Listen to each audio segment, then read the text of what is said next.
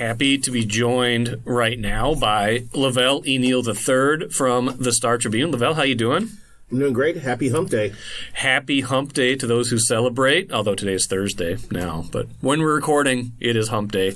It is Wednesday. We are in the studio at the Star Tribune. Thanks, everybody, for joining us. A lot to talk about on this daily delivery debate segment. First up, Velle, you wrote about Vikings fans this week. I wrote about Vikings fans a little bit this week as well. Where should the headspace be right now for the Vikings and their fans? Well, you just can't automatically expect doom and gloom because you got because of one bad loss in Detroit. Yeah, it was a 22-point loss. Yes, the Lions look unstoppable, especially at home. But in this season, anything is possible. And they're going to play a Rams team that's definitely beatable, and they get another chance. They have another chance to face the Lions. You know what you did wrong. You know Darnold didn't play well. You know you got to handle the pass rush better. Maybe there's something called a screen pass that you may want to think about running more of Vikings, KOC. But there's no reason to go into Monday's game. By the way, I hate Monday playoff games because if you win, now you're on a short week, and that should not happen in the postseason. I don't like night games in the playoffs. Just period. I don't like when the Vikings play at night. Period. Yeah. But anyway. So so you don't go into Monday's game fatalistic, thinking that this is the same old Vikings. We're going to lose spectacularly, and this season means nothing. No, this season's meant a lot. You've overcome expectations. 6.5 wins were the prediction at the beginning of the year.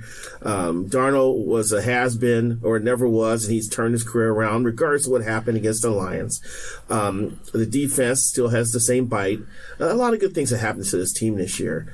And you should be fired up about this. The fact that they are in the playoffs, because a lot of people doubted that possibility at the beginning of the year. And now you head into a matchup you can win. And it makes for a better story if you get the matchup against the hated rivals, and that is what possibly is awaiting them if or when they beat the Rams on Monday. Yeah, that's true. I know. I think people are having a hard time because of the history of this franchise, right? Like, there's so much negative history, and then it was like a greatest hits against the Lions, right? Like, the kicker missed a kick, he botched a kickoff, and then it's like, oh, great, here we go again with the kicker problems. And then Darnold was errant. You're like, oh, man, if you've been waiting for him and the other shoe to drop, there it was. And like, the defense played pretty well, but they couldn't hold them down. Like, they were crumbling when it matters the most. But it's like, I get it. I get the tendency. But I also do think this year's team is different than the previous iterations. I don't feel the same about this team. That doesn't mean they're going to win automatically Monday, but I do feel like in general, like that was the first real like awful performance they put up this season. Maybe since Jacksonville. Since Jacksonville, and they won that game because Jacksonville's terrible. But like they don't have a lot of clunkers. They have earned, I think, the benefit of the doubt this season. And plus, our favorite NFL Network host Jamie Erdahl will be in attendance Monday night because they filmed that show in L.A. There you go. And she confirmed yesterday to me that she will be at the game. Maybe there'll be a miniature version of the Gallahorn that she can blow just to give it the feel that they're in U.S. Bank Stadium. But the good luck charm is going to be in the house. So you got to get like your chances, Vikings fans. Right, because they were undefeated. They won 9 straight after she blew the horn. Right. So there you go. I do think there's concerns about what happened in the Lions game. I think if the Rams copy, the zero blitz concept, they're going to have better answers than they had against the Lions. I'm curious to see that because I went and looked up because I know they got Jared Verse, and a lot of people here thought that the Vikings should have drafted him. Right. Instead of Dallas Turner. Exactly. And there was other good. They have another rookie, I believe, on the defensive line is pretty good. So I went and looked at the numbers. They're like in the bottom third in sacks as a team. So that surprised me a little bit. So I don't know how often they're going to dial up zero blitzes or if they're comfortable doing that, leaving their guys on the island against Justin Jefferson and Jordan Addison and T.J. Hawkinson. I'm not sure how comfortable they will be doing that. That's going to be one of the interesting things in this game. And the other thing is we got to adjust quicker. when they started blitzing against the Lions, I don't think the adjustments came fast enough, and that's on KLC and the staff. So hopefully everybody's better off for it. Hopefully Sam's better off for going through what I thought was probably the biggest game in his career last Sunday. Oh yeah, he hasn't played a playoff game before. Like, this is all new to him, right? So maybe he had to suffer a little bit before he can step up here, because the lights are brighter now in the postseason. And like I said, make quicker adjustments to handle this blitz man, because there were points out there were yards out there that were not taken advantage of, and they have a chance to right those wrongs on Monday against the Rams. I agree. I wonder where their heads are. I wonder where fans' heads truly will be when you get to Monday. Like, you can say everything leading up to it. If your last game was 31-9, you need good things to happen probably early in that game. Road game maybe helps them a little bit. Like, there's this tension that happens when they're at US Bank Stadium, when there's this expectation. I felt it when I went to that playoff game a couple of years ago after that 13-4 season. Like, one little thing goes wrong, everybody gets kind of fatalistic. That won't happen as much on the road, although they will probably travel reasonably well to that stadium. And the other thing too is that when you're in the red zone, you gotta score 7, especially on the road. Yeah. I think there was something. I hate using the word fatalistic, but you don't like it when the Vikings are kicking field goals in the first half. Oh, no. In a game in which you have to outscore the other team's offense a little bit. 100%. So if they get in those situations on Monday, they've got to get in the end zone. I agree, 100%. Let's move on to the next thing, Lavelle. Topic number 2. 2 wins in a row for the Timberwolves since they changed their starting lineup. Are they fixed now that Chris Finch has listened to us all? Absolutely not. I don't think they're fixed at all. They still got some issues defensively. I was watching some of the game yesterday. Julius Randle, man, his mobility on defense, it's hard to watch him play. Finchie praised him, though. He said he did the best job against Zion. He had a pretty good game. Maybe it was a better matchup for him then. But I like the flexibility that Finch is now showing. I've been arguing about this since the beginning of the year. He has the hammer, which is called the bench, that he needs to use more of. But DiVincenzo in the starting lineup, instead of Conley, gives him a different look. Allows for more things to happen. DiVincenzo's found his stroke a little bit from the perimeter, which has helped. And when they made that trade for Randle and DiVincenzo, I thought they were adding two dogs, which is not a bad thing to have on your roster.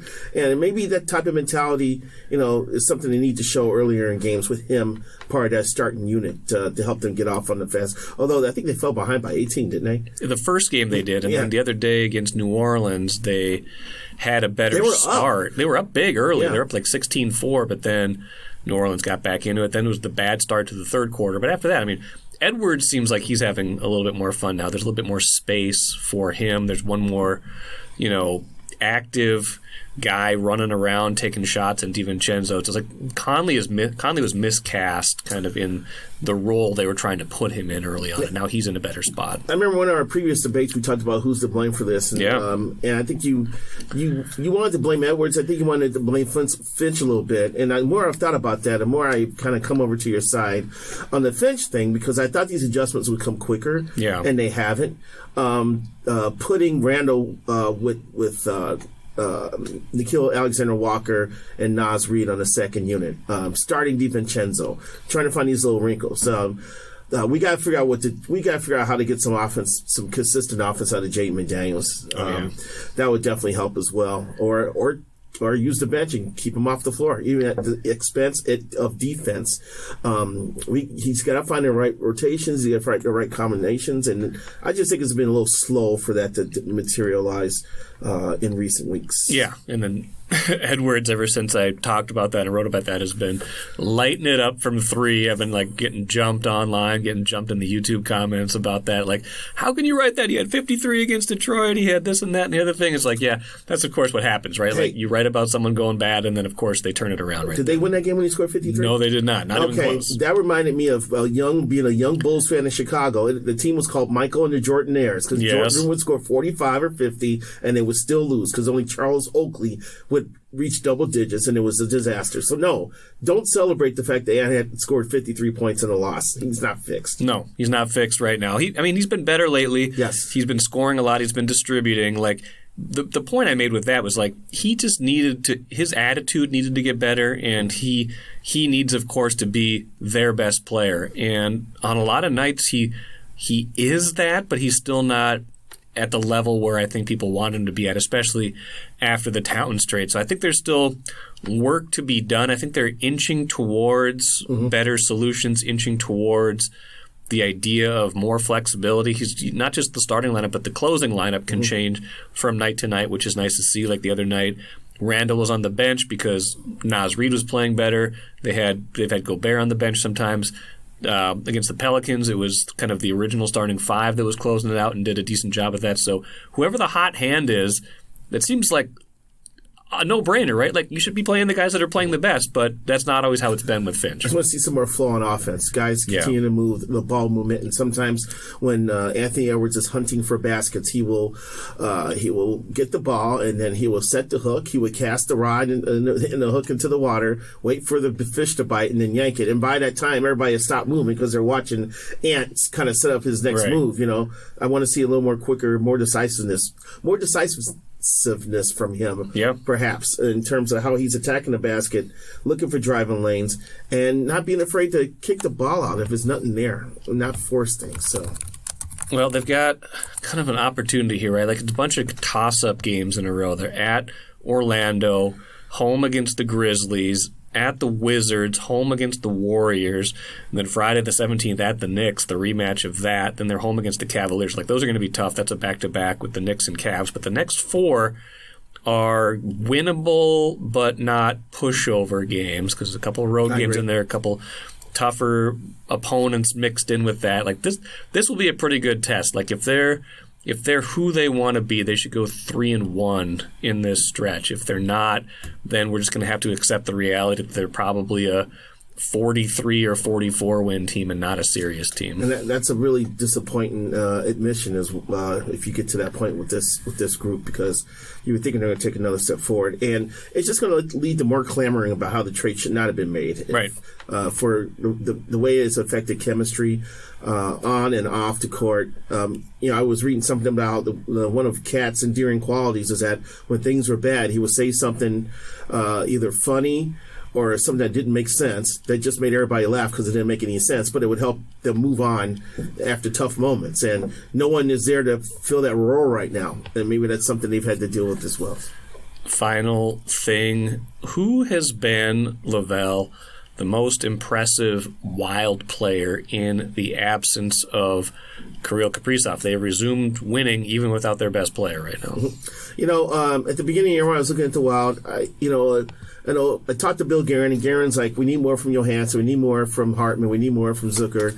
And I was like, I agree with that, but I think for this team to be the best version of itself, it's going to be the rise of the younger core. Faber continuing to be the guy. He got hurt the other night. Bodie stacking and building another great season on what he did last year. But, my guy has been Marco Rossi. Looking at him, he made a significant jump last year, earned more playing time. In 82 games last year, he scored 47. No, he didn't. 47. He scored 40 points.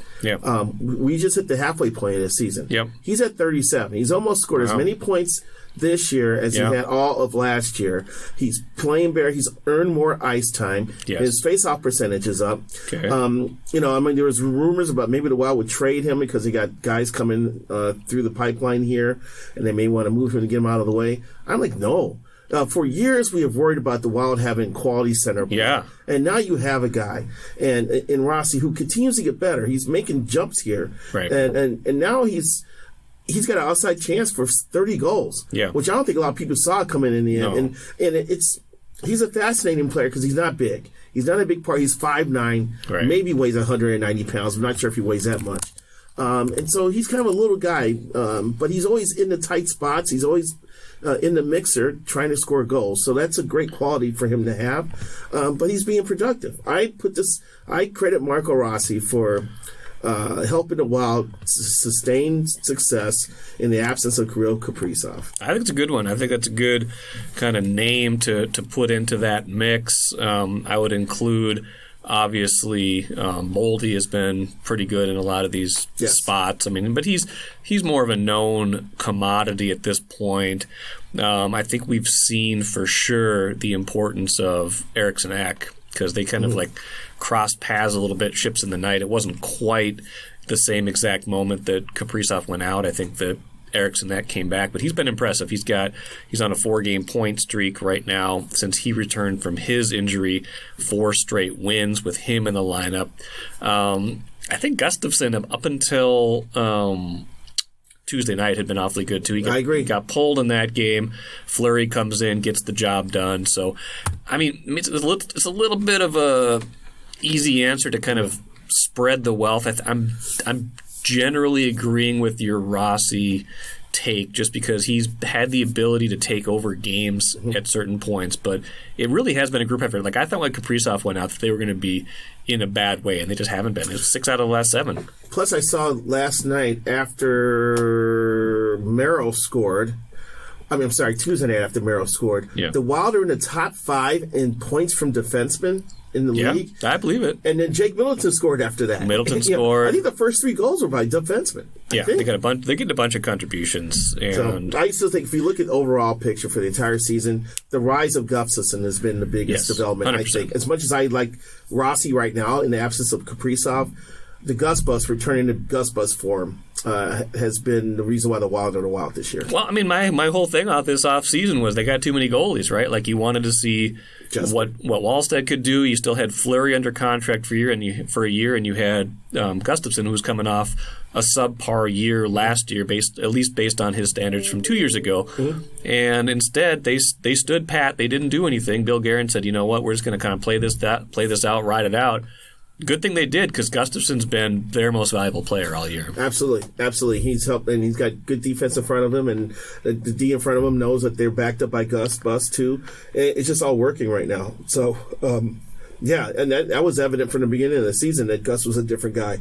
So he took what happened to him last year to heart and has made the necessary adjustments to kind of regain the trust of his coaching staff. And credit to him for making that change. Absolutely. Lavelle, great stuff as always. What else you got coming up this week? I'm writing more Vikings. You can't write enough Vikings right now, so I'll have something in Sunday's paper previewing the big game against the Rams. So, like I said, you don't know how long these runs are going to last, so you got to take advantage. So, plus, I want to cover a road game, so I'm trying to get in line here. There you go. If we have to go to Philly, I have no fear of going into Lincoln Financial Stadium. There you go. All right, Lavelle, appreciate it. Talk to you later. Take care.